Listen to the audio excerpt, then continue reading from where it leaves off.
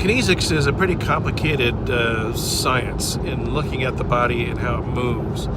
And there are a number of approaches there in dividing all of these movements down into different categories. If you've had me for interpersonal communication or for visual communication, you know that I look at it in terms of emblems, illustrators, regulators, adapters, and affect displays. I'm going to break affect displays out into its own video because there's a lot to talk about there.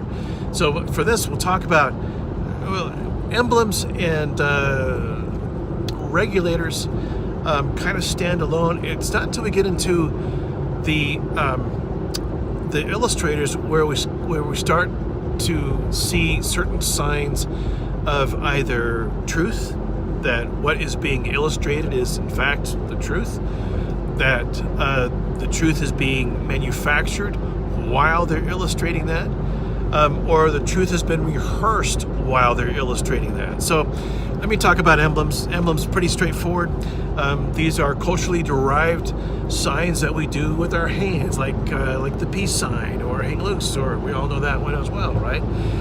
They all come from some type of a cultural influence where there's been an agreement in terms of shared meaning, and then they proliferate, right? We use them to go through and talk to each other. And they can range anywhere from gang signs to American Sign Language. Not to lump those into the same category, but they work the same way.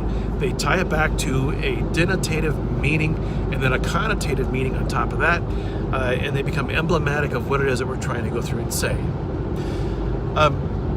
Regulators work a little bit differently, but they can look like emblems. For example, if I give you the stop sign, don't talk, right? I'm putting up the hand saying don't talk.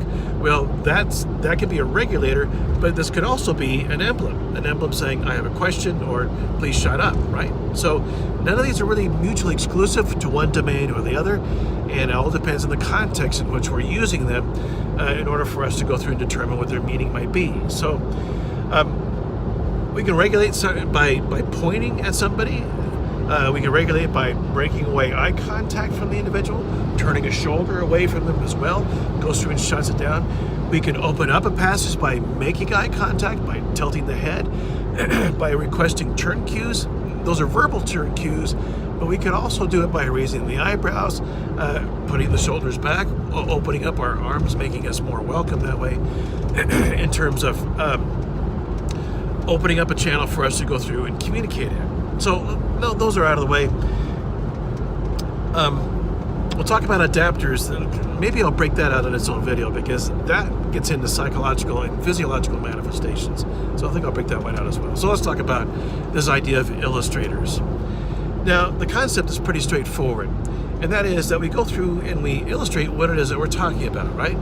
So the example, my fallback example is always, it's Woody talking to Buzz Lightyear underneath the pizza delivery truck at the gas station when Woody's trying to break the news to Buzz that he's just a toy.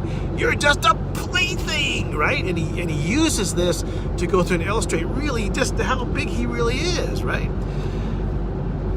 Buzz doesn't get it, okay? It doesn't work on him, but that's an illustrator. You know, I caught a fish this big. I caught a fish this big, right? The thing about illustrators is they're spontaneous. And typically, if we're very illustrative, and some of us are more illustrative than others, we're just not all that aware that we're actually illustrating while we're illustrating, okay? And it becomes spontaneous. You're just a toy, okay? The timing on that is the same thing there that we have. So where we start to see some departure from that spontaneity is where the individual is in the process of either making it up or the individual has already made it up and they rehearsed it, but they haven't rehearsed the illustrator to go along with it. So for example, okay, I saw this, I did this with a subject. The individual said, I saw the man coming at me and I drew my gun and I fired at him. Okay, so that was all spontaneous. So all the actions matched what it was that I was saying at the time that I was saying it, all right? So if they're making it up at the same time, they might say something like, so I saw the stranger coming toward me and I picked up my gun and I fired it. Okay, so there's a delay that's going on with that. because the brain's ability to go through and illustrate that is waiting for the other side of the brain to go through and manufacture the story. So there's a disconnect happening, and there's a retard that's happening between the actual illustrative manifestation of the story and the verbal manifestation of the story. Now, the converse of that is true as well, where the person might have rehearsed the story, especially if they've rehearsed the nonverbal cues that go with that. So it might look something like this. Well, I saw the subject coming toward me, I pulled my gun, and I fired. So everything's happening before I go through and put the description out there, the deposed description out there. So again, there's this disconnect. So the disconnect that happens before is rehearsed. The disconnect that happens after is that the lie is being manufactured at the same time. If the disconnect, or if the illustration is in sync with what it is that they're saying, you can bank on it that is true. All right? Okay, let's see. So I'll stop it there, and we'll get into affect displays that'll pop up right there. All right?